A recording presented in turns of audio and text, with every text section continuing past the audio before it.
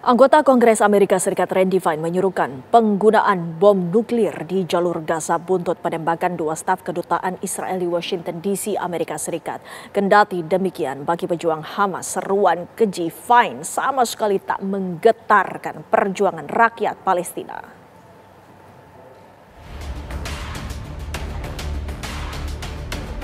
Di tengah perjuangan pengungsi Gaza, Palestina melawan ancaman bencana kelaparan lantaran pasokan bantuan yang masuk dinilai jauh dari cukup untuk memenuhi kebutuhan dasar pasca blokade yang dilakukan Israel selama 11 minggu. Kini mereka dibayangi seruan penggunaan bom nuklir yang bertujuan membumi hanguskan Gaza. Adalah anggota Kongres Amerika Serikat dari Partai Republik Randy Fine yang menyerukan Gaza harus dibombardir dengan nuklir layaknya Hiroshima dan Nagasaki pada Perang Dunia Kedua. Pernyataan itu mencuat usai dua staf kedutaan Israel ditembak mati di Washington DC oleh seorang pria asal Chicago. Kendati demikian, pejuang Hamas tak bergeming dengan gertakan itu. Seruan keji tersebut sama sekali tak menggoyahkan semangat juang rakyat Palestina untuk bebas dari Zionis Israel. Lantas akankah seruan Randy Fine hanya gertakan semata atau bisa saja menjadi nyata? Tim TV One mengabarkan.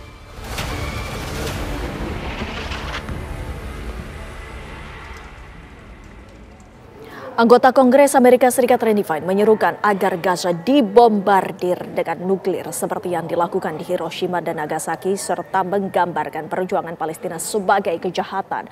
Kendati demikian, Hamas merespons bahwa seruan keji itu tak akan melemahkan perjuangan rakyat Palestina. Lantas bakal seperti apa reaksi dunia atas seruan politikus Partai Republik tersebut? Untuk membahasnya bersama kami sudah terhubung pakar hukum internasional Universitas Indonesia, Profesor Hikmahanto Juwana. Selamat sore, Prof. Selamat sore, Weni. Ya, Prof, langsung saja kita membahas bagaimana adanya seruan dari anggota Kongres Amerika Serikat yang begitu biadab membombardir jalur Gaza menggunakan nuklir. Ini bisa dikatakan ini merupakan hanyalah gertakan biasa atau hanya gertakan belaka, ataupun bisa saja terjadi dan diwujudkan.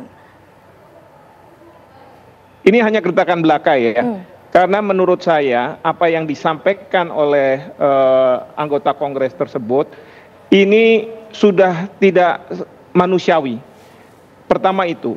Kedua, pernah Joe Biden, mantan Presiden Amerika Serikat, ditanya oleh atau disampaikan oleh Perdana Menteri Netanyahu persis dengan hal yang ini. Bahwa Amerika Serikat pada waktu diserang secara mengejutkan oleh Jepang itu menjatuhkan bom atom di Hiroshima dan Nagasaki. Jawaban dari Joe Biden adalah itu sebelum adanya Perserikatan Bangsa-Bangsa. Memang dalam ketentuan Perserikatan Bangsa-Bangsa, negara tidak boleh melakukan agresi terhadap misalnya bangsa lain.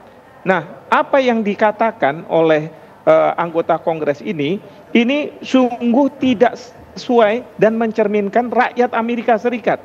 Jadi ini mungkin pandangan pribadinya, bahkan tidak sesuai dengan Presiden Trump yang 5 jam yang lalu sudah mengatakan bahwa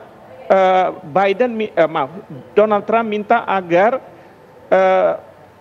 misi kemanusiaan bisa masuk ke Gaza setelah beliau melihat bagaimana gambar-gambar anak-anak yang tidak bisa makan dan kelaparan, mati dan lain sebagainya.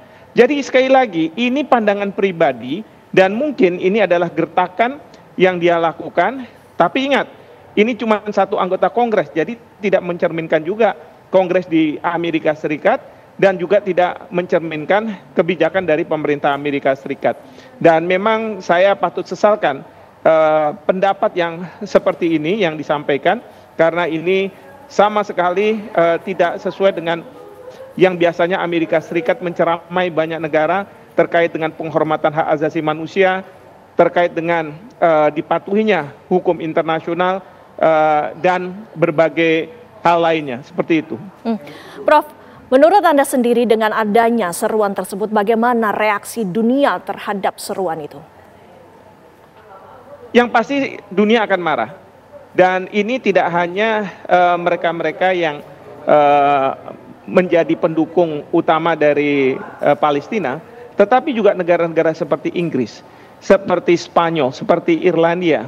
Saya ambil contoh Inggris, mereka sekarang sudah tidak mau lagi mendukung apa yang dilakukan oleh Israel, walaupun Perdana Menteri Netanyahu marah terhadap kebijakan dari pemerintah Inggris.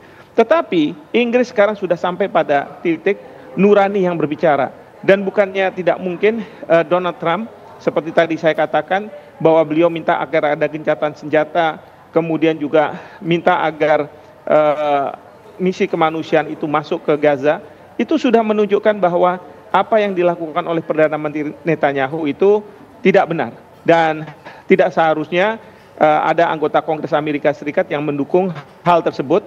Dan kalaupun iya, itu cuma pribadi, dan tentu ini akan mendapat kecaman dari masyarakat dunia, tidak hanya dari Hamas ataupun dari rakyat Palestina. Seperti itu. Prof, apa sebenarnya menjadi alasan dari Amerika Serikat? Kita ketahui bersama bahwa Amerika Serikat posisinya adalah 100% mendukung Israel. Ini sepertinya berbeda haluan saat ini, Prof. Ya, setelah melihat apa yang terjadi, itu mereka juga punya nurani ya. Karena yang kita lawan ini sebenarnya bukan rakyat Palestina. Rakyat Palestina tidak berdosa, ya. Bahwa Israel punya masalah dengan Hamas, biarlah itu masalah antara Israel dengan Hamas. Tetapi jangan kemudian rakyat Palestina yang dikorbankan. Indonesia selalu mengatakan bahwa yang kita dukung adalah rakyat Palestina. Kita tidak mendukung misalnya salah satu faksi yang ada di Palestina. Yang kita dukung adalah rakyat Palestina untuk mereka mendapatkan tanahnya, untuk mereka mendapatkan kemerdekaannya. Nah, jadi ini yang selalu kita dengung-dengungkan, baik itu di negara-negara OKI maupun di negara-negara luar termasuk Amerika Serikat. Tadi Ibu Puan sudah mengatakan two-state solution. Kita tidak akan menafikan bahwa akan ada Israel, tetapi Israel harus mengakui kemerdekaan rakyat Palestina.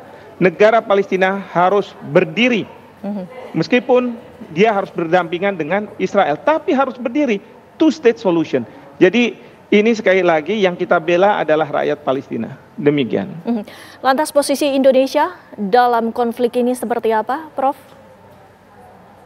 Yang pasti adalah satu, dari sisi kemanusiaan. Saya berharap bahwa pemerintah segera mengirim berbagai kebutuhan pangan, kebutuhan medis ke Gaza. Jadi kita tidak perlu mengevakuasi, tetapi kita mengirim sekarang juga, dan sekarang sudah dibuka, dan mudah-mudahan bisa sampai kepada rakyat Palestina.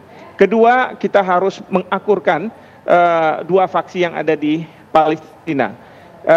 Cina sudah berhasil melakukan itu, sekarang kita tindak lanjuti supaya mereka mau menerima two-state solution. Baru yang ketiga, kita akan lobby banyak negara, dan mudah-mudahan kita bisa yakinkan Amerika Serikat bahwa two-state solution adalah solusi bagi permasalahan yang ada di Palestina. Seperti itu. Baik, Profesor Hikmahanto Juwana, terima kasih informasinya dan waktunya bersama kami di Kabar Petang. Selamat sore, Prof. Selamat sore. Terima kasih.